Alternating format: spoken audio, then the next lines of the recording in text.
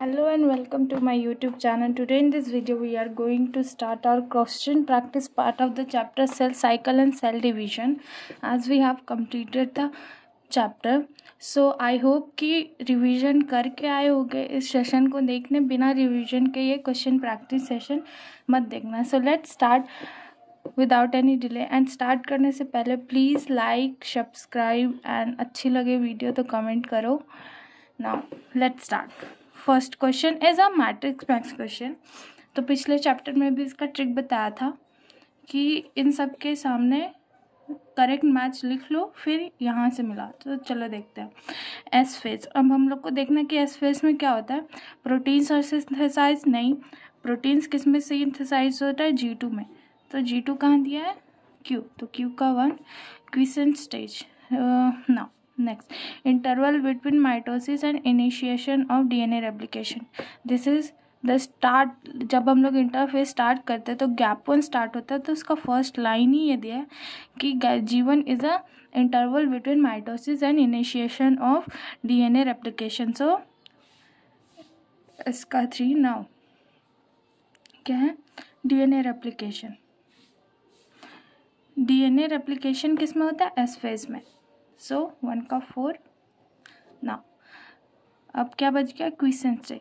Quiescent state क्या था inactive phase था जिसमें सेल्स जो है वो डिवाइड नहीं कर रहे थे बट मेटाबॉलिकली एक्टिव थे. तो हम लोग देखते हैं इनएक्टिव फेज किस में दिया है नंबर 2. सो 1 का 2. ना लेट्स मैं 4 1 2 3 इसमें क्या है 2 नो 3 नो 4 4 ये दोनों आंसर हो सकता है. सो option number D is correct, that is 4 1 2 3. Now next, the fruit fly has 8 chromosomes, 2n in each cell. During interphase of mitosis, if the number of chromosome at G1 phase is 8, what would be the number of chromosome after S phase. So G1 phase में DNA content भी same होता है and number of chromosomes भी same होता है. और S phase में क्या होता है DNA पर सेल डबल हो जाता है but number of chromosomes same रहता है. इसमें कहाँ क्रोमोसोम्स का बात किया और इसमें पूछा है कि number of chromosomes after S phase क्या होगा.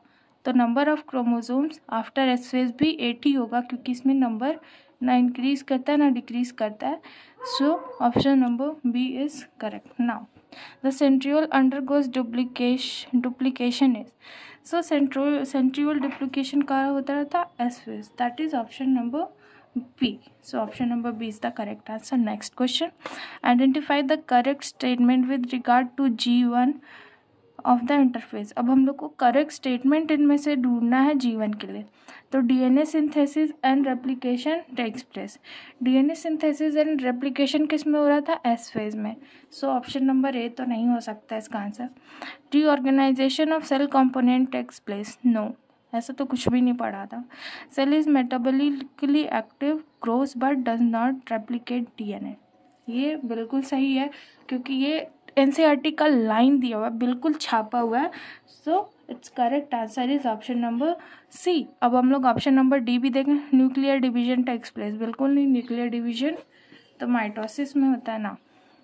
Next question, some dividing cells exit the cell cycle and enter a vegetative inactive stage.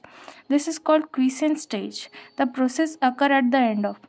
तो जो सेल से डिवाइड नहीं करते इनएक्टिव फेज में, चलो वो G1 के बाद ही सेल साइकिल को एग्जिट करके G0 फेज में एंटर कर जाते हैं. So it's correct answer will be G1 phase and G1 is given in the option number B. So option number B is the correct answer of this question. Next, cells in G0 phase terminate cell cycle, no, exit cell cycle, enter cell cycle, suspend cell cycle. अगर आप NCERT में देखोगे तो वहाँ exit लिखा हुआ है तो आग बंद करके ऑप्शन नंबर बी इसका लगाना है. Although it is a controversial question but सारे टीचर्स सारे एडुकेटर्स यही बताते हैं कि वो सेल साइकिल को एग्जिट करता है. तो हम भी यहाँ पे एग्जिट ही मान के ऑप्शन नंबर बी को करेक्ट कर देंगे. ना नेक्स्ट क्वेश्चन, हम लोग को क्या करना है करेक्ट सीक्वेंस निकालना है. तो the correct sequence of phases of cell cycle. तो करेक्ट सीक्वेंस क्या होगा. सबसे पहले क्या होता है G1 होता है, उसके बाद आता है S, उसके बाद आता है G2, उसके बाद आता है M। सो ये ऑर्डर किस में हम लोग देखते हैं, G1 S G2। ये तो पहला ही आंसर मिल गया तो बहुत अच्छी बात है। सो ऑप्शन नंबर ए को टिक करेंगे, ये सही आंसर है। M बिल्कुल नहीं, M कहाँ से आ जाएगा। G1 के बाद G2 नो, G1 के बाद S, सबसे पहले S no. So option number A is the absolutely correct answer. During cell growth DNA synthesis takes place in. अब सेल ग्रोथ में डीएनए सिंथेसिस कहाँ हो रहा है, एस फेज में हो रहा है। सो एस फेज कौन सा ऑप्शन में दिया, option number A. So option number A will be the correct answer. Now, when the cell has stalled DNA replication fork, which checkpoint should be predominantly activated? So ये तो out of NCERT question है, but फिर भी इसमें इतना deep नहीं जाएंगे, but इसका आंसर होगा option number B. Now, somatic cells that has just completed S phase of its cycle as compared to gamete of the same species है। अब इसमें हम लोगों को बताना, बेसिकली आप ऑप्शंस पढ़ोगे तो इसमें क्रोमोसोम्स और डीएनए की बात की है। सो एस फेज में क्या होता है, जस्ट एस फेज कंप्लीट किया, तो एस फेज कंप्लीट करने के बाद क्या होता है, डीएनए पर सेल डबल हो जाता है, मतलब 2C से 4C हो जाता है, बट नंबर ऑफ क्रोमोसोम्स बिल्कुल सेम होता है। दैट इज इनिशियली 2N है, एस फेज के बाद भी 2N होगा। सो हम लोग को ये ऑप्शन ढूंढना है, twice the number of chromosome absolutely wrong, क्योंकि क्रोमोसोम नंबर तो बिल्कुल सेम होता है। 4 times the number of chromosome गलत हो गया, ट्वाइस द नंबर ऑफ गलत, same number of chromosome twice the amount of DNA, बिल्कुल। So it's correct answer is option number D. ठीक है, एग्जाम हॉल में ज़्यादा टाइम नहीं लगाना एक क्वेश्चन में। अगर आप इनिशियली देख रहे हो कि गलत है तो आगे नहीं पढ़ने की ज़रूरत है, आगे बढ़ जाओ ना। Next question.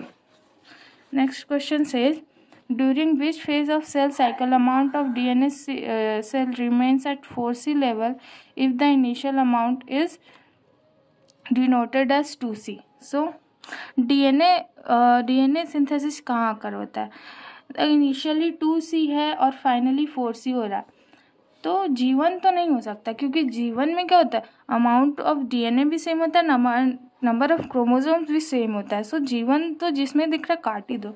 सो अब G0 तो बिल्कुल नहीं था, A और B कट गया। अब हम लोगों को देखना है कौन सा इसमें सही है। Only G2 no, G2 and M। So option number D is the correct answer of this question. Now, S phase of the cell cycle is amount of DNA doubles in each cell. बिल्कुल सही है। Now, amount of DNA remains same in each, गलत। Chromosome number increased, wrong. Amount of DNA reduced हुआ, गलत। So option number A, S phase में क्या होता है, amount of DNA content क्या होता है, डबल हो जाता है। Now, let's move on to the next question. Given below the schematic breakup of the phases of cell cycle, which of one of the following is the correct indication of stage in the cell? So हम लोगों को इसमें जो labelling किया हुआ वो देखना है। C कैरियोकाइनेसिस, C कैरियोकाइनेसिस, अकेले C तो कैरियोकाइनेसिस नहीं है, ये भी C तीनों मिलके कैरियोकाइनेसिस है। सो ये तो गलत। D synthetic phase, D synthetic में भी हो सकता है। A cytokinesis, no. B metaphase, no. B यहाँ पे एनाफेज है, मेटाफेज यहाँ है। So correct answer is option number B, that is D synthetic phase. Next question क्या है, at what stage of the cell cycle the histone protein synthesized in eukaryotic cell? ये book में नहीं given है, but ये questions पूछे जाते हैं, और मैंने आप लोगों को पढ़ाते टाइम इंटरफेज में बताया था कि ड्यूरिंग एस फेज क्या होता है। ड्यूरिंग एस फेज जो है हिस्टोन प्रोटीन्स सिंथेसाइज होता है। So correct option is during G2 phase, no. During S phase, option number B is correct. During entire phase में तो डिवीजन होता है, क्रोमोसोम्स कंडेंसेशन होता है। During telophase, no. Now in the somatic cell cycle in G1 phase, DNA content double the amount of DNA present in original cell. बिल्कुल गलत है। DNA जीवन फेज में जो है वो सेल ग्रो करता है, उसमें डीएनए रेप्लिकेशंस कतई नहीं होता है। सो ये तो गलत हो गया। No next, DNA replication takes place in S phase, बिल्कुल सही है। यहाँ पे हम लोगों को करेक्ट ही ढूंढना है। आगे पढ़ते, a short interface followed by long mitotic phase, यहाँ गलत हो गया, यहाँ लॉन्ग होना चाहिए था और यहाँ शॉर्ट होना चाहिए था, क्योंकि डिवीजन का 95% तो इंटरफेज में ही चला जाता है और 5% माइटोटिक होता है, बिल्कुल गलत है। G2 phase follows mitotic phase. No. Mitotic phase follows G2 phase. So correct answer will be option number B, that is DNA replication takes place in N phase. Now next question. In which cell cycle DNA replication occur? अब भी बताइए, इतना common question हो गया है, मतलब देख रहे हो किस तरीके से क्वेश्चन को लैंग्वेज चेंज करके एक ही क्वेश्चन को बार बार पूछा जा रहा है। So option number B, that is S phase. Which typical stage is known, देखो फिर से सेम क्वेश्चन, बिल्कुल सेम क्वेश्चन है, बस लैंग्वेज में हल्का सा चेंज हो गया है। डीएनए रेप्लिकेशन किस फेज में होता है? एस फेज में। Option number A is correct. In somatics है डीएनए सिंथेसिस, देख रहे हो अपने लगातार किस तरीके से, मतलब सेम एक ही क्वेश्चन को अलग अलग लैंग्वेज में पूछा है। Correct option will be option number C. ना next question, which one of the following never occurs during mitotic cell division. अब हम लोग को इसमें ढूंढना है कि वो कौन सा स्टेज है जिसमें माइटोटिक सेल डिवीजन में वो कभी नहीं हो सकता ना। Option number A, spindle fibres attach on kinetochores of chromosomes. आगे देखते हैं, movement of centrioles towards opposite pole, pairing of homologous chromosomes. Pairing कहाँ हो रहा था? मियोसिस के जाइगोटीन में हो रहा था, ये माइटोसिस का तो स्टेज ही नहीं है। So option C will be the answer of this question. Coiling and condensation of chromatids, ये किस में हो रहा था? प्रोफेज में हो रहा था ना। नेक्स्ट क्वेश्चन पे आते हैं, select the incorrect statement with reference to mitosis. Incorrect को यहाँ डब्बा बना लो ताकि दिमाग में रहे कि हम लोग को इनकरेक्ट करना है, करेक्ट नहीं। चलो, all the chromosomes lies at the equator of the metaphase, बिल्कुल। Spindle fibres attach on the centromere of the chromosome. आगे पढ़ते, ये ऑप्शन गलत लग रहा है। क्रोमोसोम डीकंडेंस इन टीलोफेज, बिल्कुल सही। कंडेंस हो रहा था प्रोफेज में और डीकंडेंस कहाँ हो रहा था? टीलोफेज में। Splitting of centromere take at anaphase, बिल्कुल। यहाँ पे ना अटैच टू द सेंट्रोमियर नहीं, attach to the kinetochore.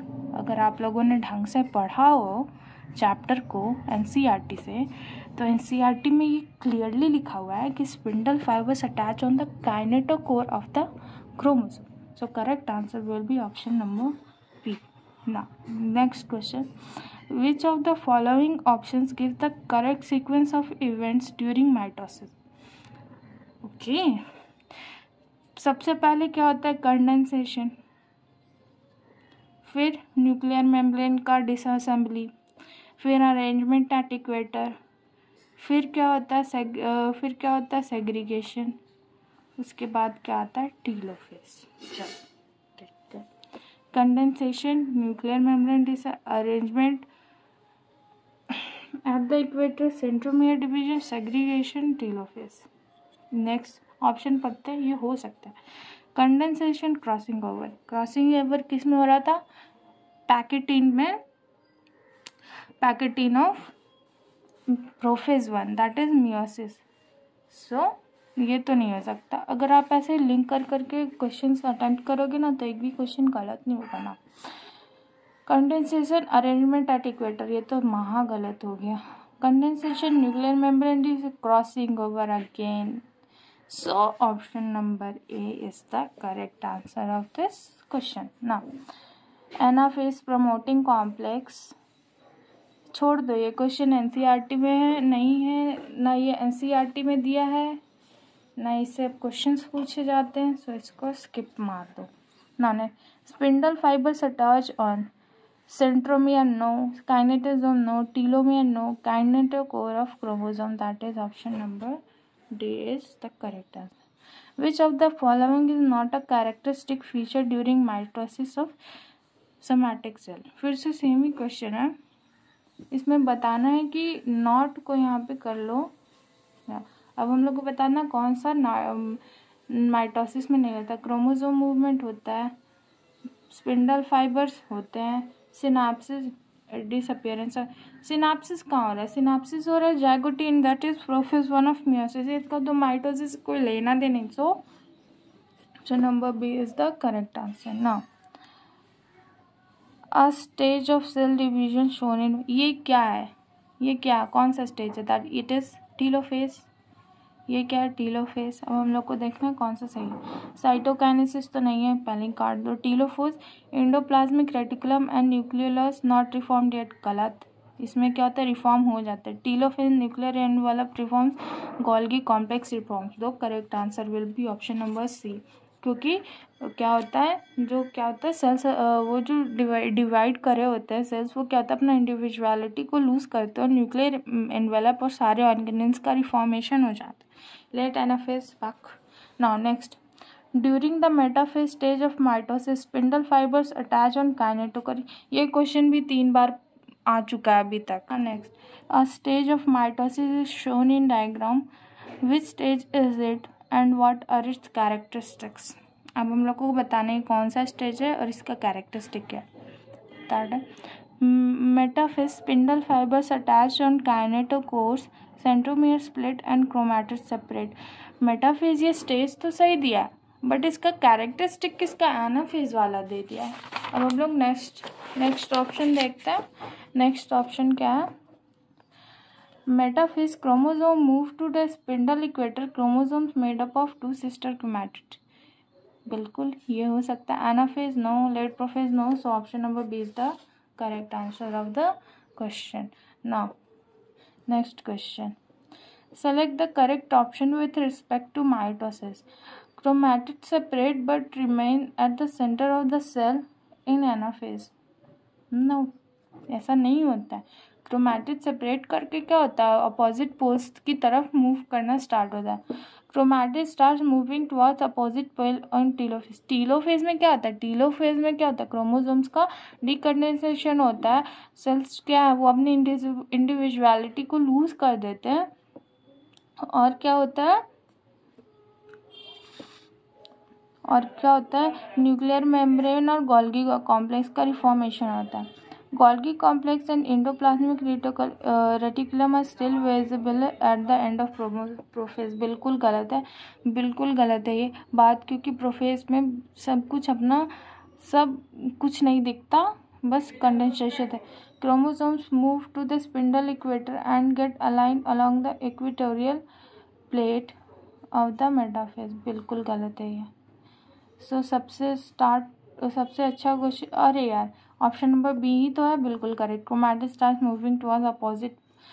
Telophase नहीं बेटा, करेक्ट ऑप्शन माइटोसिस के रिगार्डिंग पूछा है। Chromatid separate but remain at the centre of anaphase. Chromosome, अरे यार option number D is the correct answer. Chromosome move to the spindle equator, बिल्कुल, and get aligned along the equatorial plate in metaphase. बिल्कुल सही, option number D is the correct answer. Sorry, this is my fault, मैंने options को ठीक से read नहीं करा। देखो एग्जाम में यही होता है, आता हुआ क्वेश्चन गलत हो जाता है। Now at metaphase chromosomes are attach to the spindle fibres by their. ठीक है, मेटाफेज ऑफ क्रोमोसोम्स आर कहाँ से अटैच होते हैं? काइनेटोकोर से। चौथी बार ये क्वेश्चन आ गया, अब तो इसका क्या ही एक्सप्लेन करूँ इतना यार, ये तो खुद समझदार हो गए होगे। Now during mitosis ER and nucleolus begin disappear at. Mitosis में ईआर और न्यूक्लियोलस कहाँ डिसअपियर स्टार्ट होना था? कंडेंसेशन ऑफ क्रोमोसोम स्टार्ट होता है और ये डिसअपियरेंस कहाँ स्टार्ट होता है? Early prophase. So let's see early prophase किसमें? Late prophase no, late metaphase no, early metaphase no, early prophase. Option number D. Which stages of cell division do not do the following figure. अब हम लोग को बताने कौन सा figure है। ये तो क्या है, ये एनाफेज है और ये क्या है, प्रोफेज। अब हम लोग को option D metaphase no, telophase no, late anaphase एक ही ऑप्शन में दिया ही है। Option number C is the correct answer ना। If you are provided with root tips of onion in your class and asked to count the chromosomes, which of the following stages can you make convenient to listen to? मैंने आप लोगों को बताया था कि कौन सा स्टेज में हम लोग नंबर काउंट कर सकते हैं, दैट इज़ मेटाफेज। क्योंकि मेटाफेज जो होता है इस फेज़ में ये थोड़ा बड़ा फेज होता है और इसमें सेल्स जो होता है वो थोड़ी विजिबल होता है, इसलिए it's answer will be option number A, that is metaphase ना। Which of the following precedes reformation of nuclear envelope during M phase of the cycle? अब हम लोग को M phase के बारे में बताना है, nuclear envelope during M phase, decondensation of chromosomes and reassembly of nuclear lamina. इसमें पूछा है reformation of nuclear envelope during M phase कौन सा होता है। ट्रांसक्रिप्शन ये कहाँ से, ये तो 12th में पढ़ना ना। फॉर्मेशन ऑफ कॉन्ट्रैक्टाइल रिंग गलत, फॉर्मेशन ऑफ गलत। सो option number A, that is, ये तो ऑब्वियस था, ये अंडरस्टूड था, बट मैं आप लोगों को सारे ऑप्शंस दिखाना चाहती थी। सो option number A will be the correct answer of this question. So that's it for today.